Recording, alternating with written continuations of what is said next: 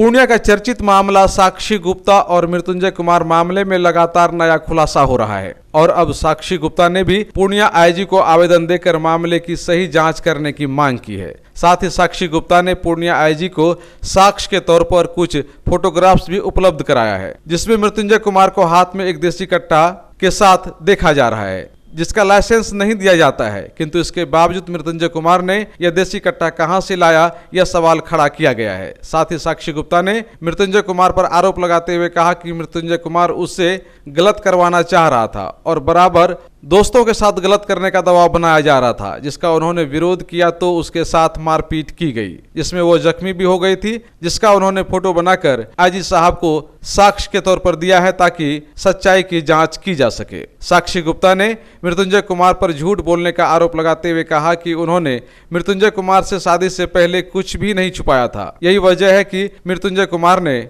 शपथ पत्र में खुद लिख कर दिया था कि हम साक्षी के पास्ट के बारे में सब कुछ जानते हैं और इसके बावजूद मैं शादी करने के लिए तैयार हूं। सुन लीजिए साक्षी गुप्ता ने प्रेस वार्ता के दरमियान साक्ष्य को दिखाते हुए क्या कुछ कहा और मृत्युंजय के आरोपों को किस तरह से बिल्कुल निराधार बताया। को मृत्युंजय कुमार को सर हम सारी चीज़ें बता के, अपना पास्ट के बारे में बता के सर शादी किए हैं। वो जो ये बोल रहा है कि उसको नहीं पता है, उसके पास मेरे पास प्रूफ है सर कि उसको सारी चीज़ पता था और मेरा बच्चा है, सारा चीज़ उसको पता है और वो पैसा के लिए सर ऐसा चीज़ कर रहा है मेरे साथ में।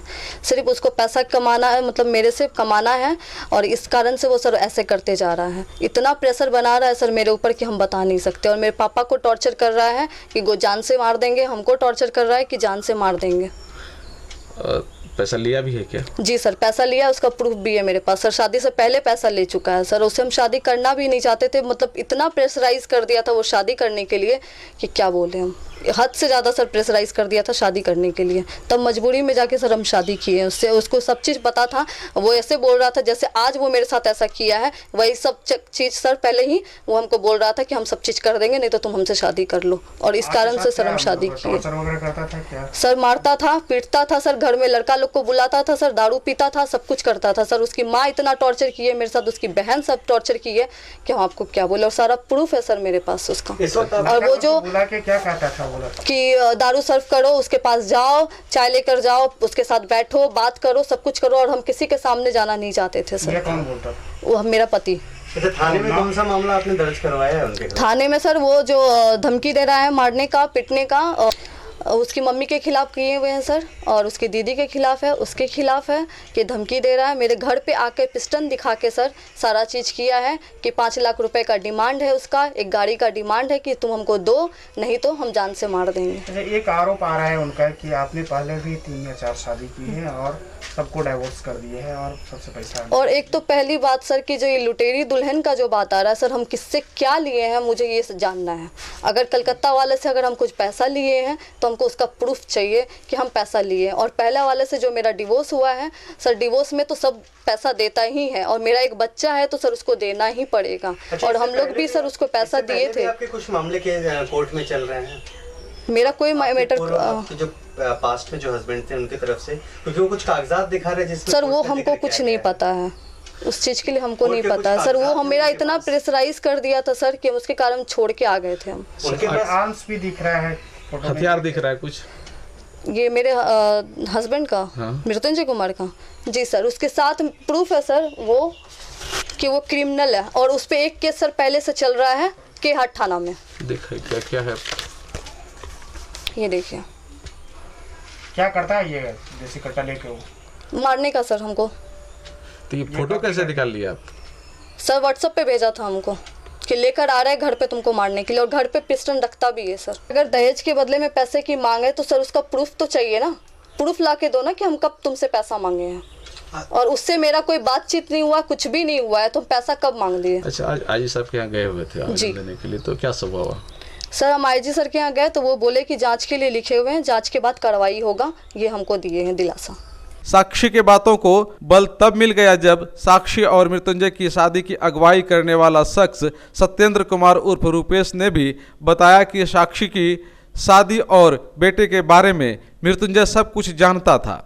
और मृत्युंजय ने अपने माता पिता से भले ही सच्चाई को छुपाकर शादी की हो, किंतु साक्षी ने इस मामले में कुछ भी नहीं छुपाया था।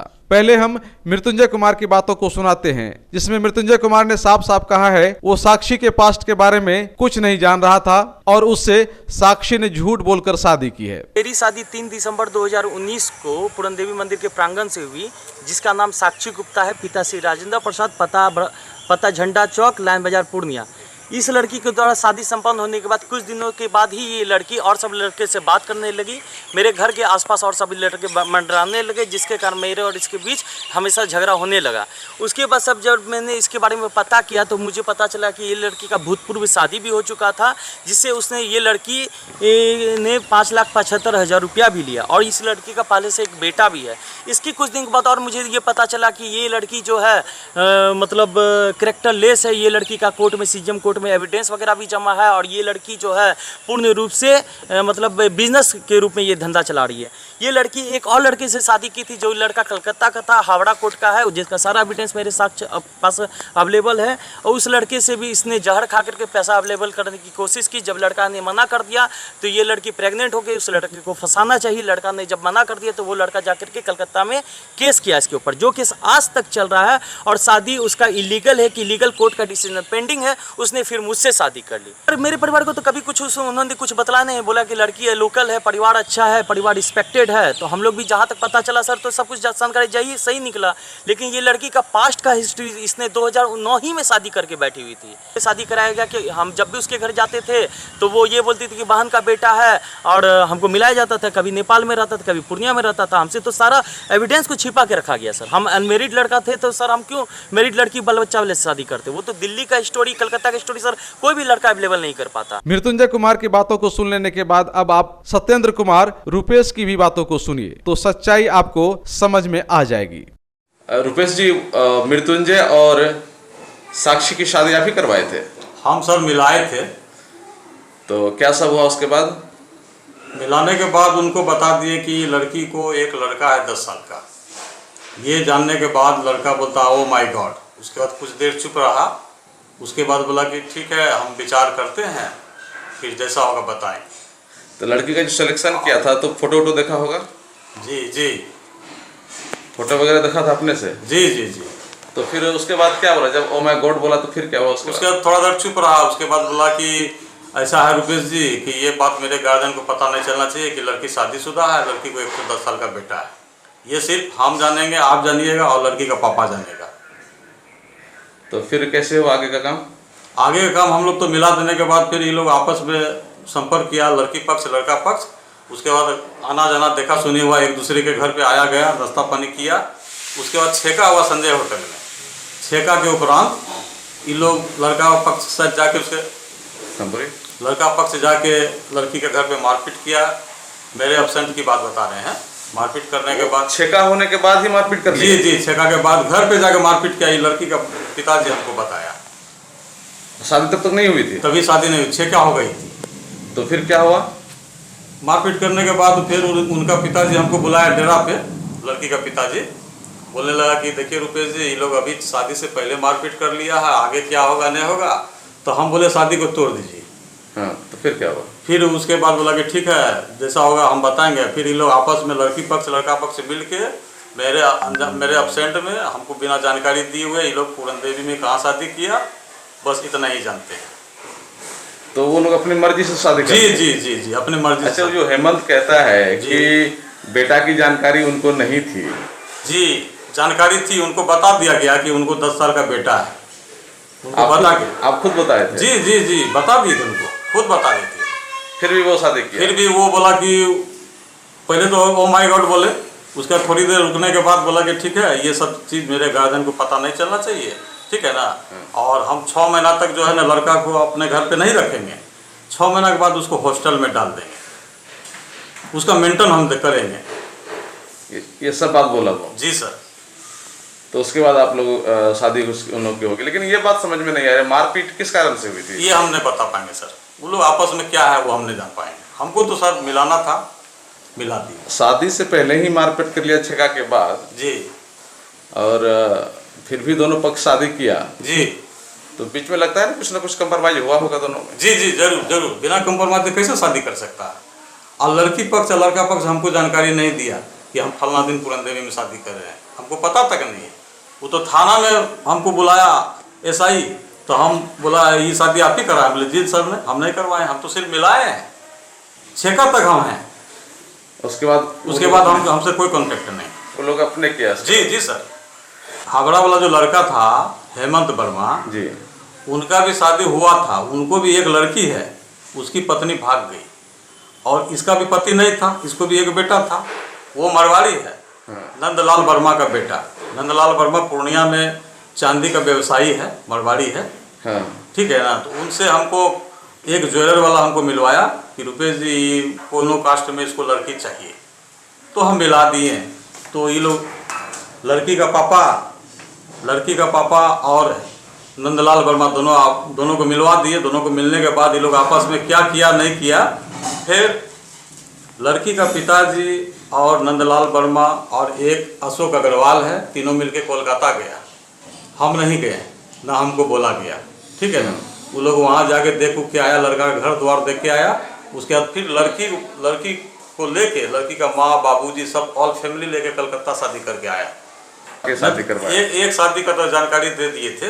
ये तो शादी वो लोग वहाँ कोलकाता गया और वहाँ शादी किया कि नहीं किया हम तो नहीं जान रहे हैं इस चीज़ का। अच्छा, तो दोस्त तो आप मिले तो जानकारी तो मिली, खाली हम सिर्फ मिलाए हैं। वो लोग शादी किया कि नहीं किया इसका जानकारी रहेगा तब ना हम बताएंगे। साक्षी के प्रेस वार्ता के दरमियान वरिष्ठ अधिवक्ता जैन अम्बस्ट भी मौजूद थे, जिन्होंने मीडिया को संबोधित करते हुए कहा कि कोई भी अधिवक्ता किसी पिछले मामले को लेकर किसी की गोपनीयता भंग करता है तो यह नियम के अनुकूल नहीं है। साक्षी का जो भी मामला या आरोप है उसे पुलिस जांच और न्यायालय के फैसले पर छोड़ देना चाहिए। के पिताजी के साथ आई है ये हम समझते हैं 2 साल पहले इसका एक मेंटेनेंस केस हमने विद्वान प्रधान न्यायाधीश के यहाँ किया था।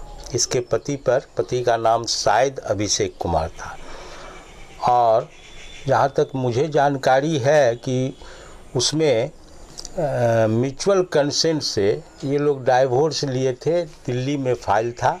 और यहाँ जो है कि जो विद्वान प्रधान न्यायाधीश द्वारा इसमें वो मेंटेनेंस केस में समझौता कराया गया था। तो उसके बाद कहानी ख़त्म हो गई। अब विशेष बात तो लॉयर की गरिमा होती है, उस केस में क्या हुआ नहीं हुआ इस पर हम लोग या मैं इस पर कुछ कहना नहीं चाहता हूं और मेरे क्षेत्राधिकार के बाहर है। आज ये आई थी तो मुझे पता चला, अभी पिताजी के साथ आई है कि पता चला कि इसने विवाह किया कोई मृत्युंजय कुमार के साथ में, जो इसके साथ में बहुत टॉर्चर वगैरह किया, इसका कहना है। और इसने जो है कि थाना में, सहायक थाना में आवेदन दिया है, जिसके आधार पर जो है 498A एंड अदर सेक्शंस में केस हुआ है। उसके बाद मुझे इसने ही बताया और इसके पिताजी ने बताया कि बहुत सारा माने उसकी तरफ से जो है कि मीडिया में प्रचारित किया जाता है इसके कैरेक्टर को लेकर के, लुटेरी दुल्हन को लेकर के। तो मैं समझता हूँ एज ए इंडिविजुअल्स ये अच्छी बात नहीं है। अब केस इसने किया है क्या है, न्यायालय एंड पुलिस के अनुसंधान पर उसको छोड़ना चाहिए। इस तरह से कम जो है जो भी हकीकत हो, ये एक लड़की है, एक स्त्री है और एक बच्चे की माँ है। और अगर इसके साथ में जो है कि इस तरह से चारित्रिक हनन होगा तो इसका ये गलत चीज़ है। न्यायालय पर विश्वास रखा जाए, पुलिस के अनुसंधान पर विश्वास रखा जाए, जो हकीकत होगा वो आएगा। सर, ये जो बयान है अपने कोर्ट के एक वरिष्ठ अधिवक्ता हैं PS पराग, उनका ये बयान है, तो उसको सर किस तरह से देखते हैं आप? देखिए, मैं इसमें मेरे लॉयर फ्रेंड्स हैं, वो आप फ्रेंड्स भी हैं, इसीलिए उस पर मैं कोई टिप्पणी करना नहीं चाहूँगा। लेकिन मेरा अपना व्यक्तिगत विचार है कि लॉयर का रोल, जब तक मैं उस केस में था, लॉयर था, तब तक मैं उसके बारे में जानता था। अब वो केस डिस्पोजल हो गया, मैं किसी के कैरेक्टर के बारे में या उस केस के क्या बात है, ये गोपनीयता भंग करना हुआ, मैं उसका व्यक्तिगत इस्तेमाल नहीं कर सकता। उसमें क्या हुआ अभी मेरे सामने उस केस का सिर्फ हो सकता है तो जजमेंट हो सकता है, बहुत सारी बात हुई होगी, 2 साल केस चला होगा, बहुत सारे चीज़ आए होंगे मेरे संज्ञान में, लेकिन वो मेरा व्यक्तिगत नॉलेज अब हो गया। उसको मैं किसी भी मेरे विचार से, मेरे जो अधिवक्ता का एक जो है दायित्व होता है, एक इथिक्स होता है, उसके विरुद्ध है। मैं उसको व्यक्त नहीं कर सकता हूँ। गौरतलब है कि जैन अम्बस साहब ने मृत्युंजय कुमार के अधिवक्ता पीएस पराग के बयान के जवाब में ये बातें कही हैं। बहरहाल मृत्युंजय कुमार की ओर से हाथ में पिस्टल लेकर फोटो खिंचवाकर साक्षी को भेजकर डराने के आरोप में मृत्युंजय कुमार की ओर से कोई बयान नहीं आया है। अगर इस मामले में किसी भी पक्ष से कोई नया तथ्य सामने आता है तो उसे भी हम आपके सामने जरूर लाएंगे, किंतु इतना तो तत्काल हम कह ही सकते हैं कि इस विवाद में दोनों पक्षों ने बहुत कुछ एक दूसरे से छुपाया है, जिसके कारण विवाद बढ़ता चला गया और मामला पुलिस और कोर्ट से होते हुए मीडिया तक पहुंच गया है।